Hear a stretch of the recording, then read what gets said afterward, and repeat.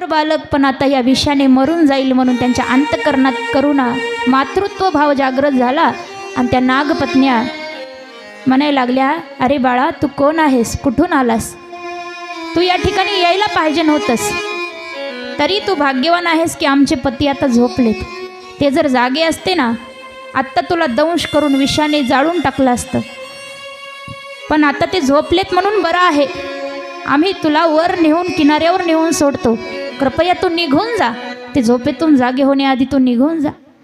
तेव्हा देव म्हणाले, मी तुमच्या पतीसोबत युद्ध करायला आलोय म्हणाले. त्या एकमेकीकडे बघायला लागल्या, हा बालक काही वेडा झालाय का, अरे आमचे पती एवढे शक्तिशाली आहेत आणि त्यांचं विष एवढं विषारी आहे की एकदा त्या आमच्या पतींनी एकदा तुझ्याकडं पाहिलं तरी तू मरण पावशील.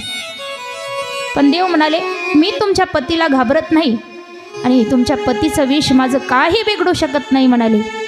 तेव्हा देवाच्या आवाजानं तो कालिया नाग जागा झाला आणि देवाचं आणि त्याचं त्या ठिकाणी युद्ध सुरू झालं.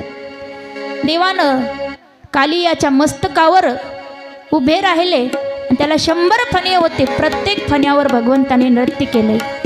आहे का एवढी हिंमत कोणाची हो, एक साप हातात पकडू शकत नाही आपण. देवाने नागाच्या डोक्यावर नाचलेत आणि काही काही महामूर्ख लोक देवाची बरोबरी करतात. काही काही लोक म्हणतात देवानं 16,108 बायका केल्या, आम्ही 2 केल्या तर काय बिघडतं.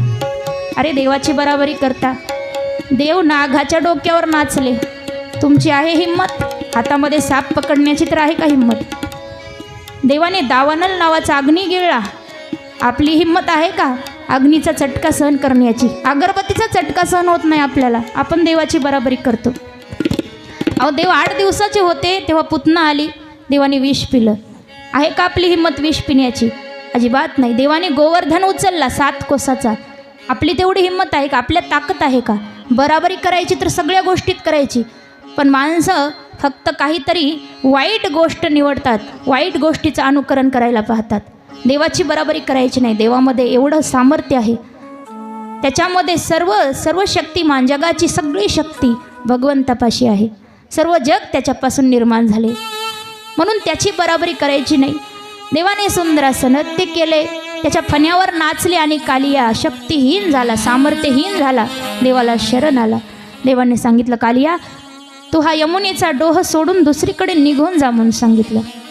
तेव्हा तो म्हणाला, देवा मी कुठे जाऊ, कारण मी जे इथं लपलोय ना, तुमचं जे वाहन आहे ना गरुड, त्याच्या भीतीनं इथं लपलोय मी.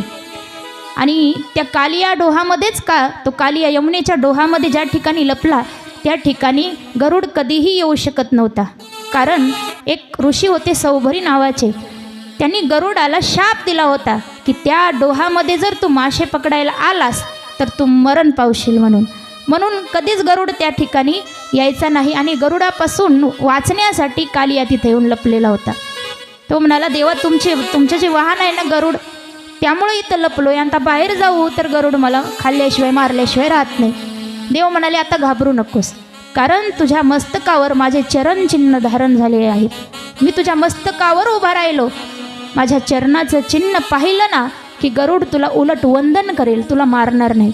त्यामुळे आता गरुडाची भीती राहिली नाही. त्यामुळं तू आता जो नागांचा राहणारा द्वीप आहे, रमणक नावाचा द्वीप होता, ज्या ठिकाणी सगळे नाग राहतात, त्या ठिकाणी तू निघून जा आणि तुझ्या प्रजातीबरोबर तू निवास कर, इथे माणसांमध्ये राहू नकोस.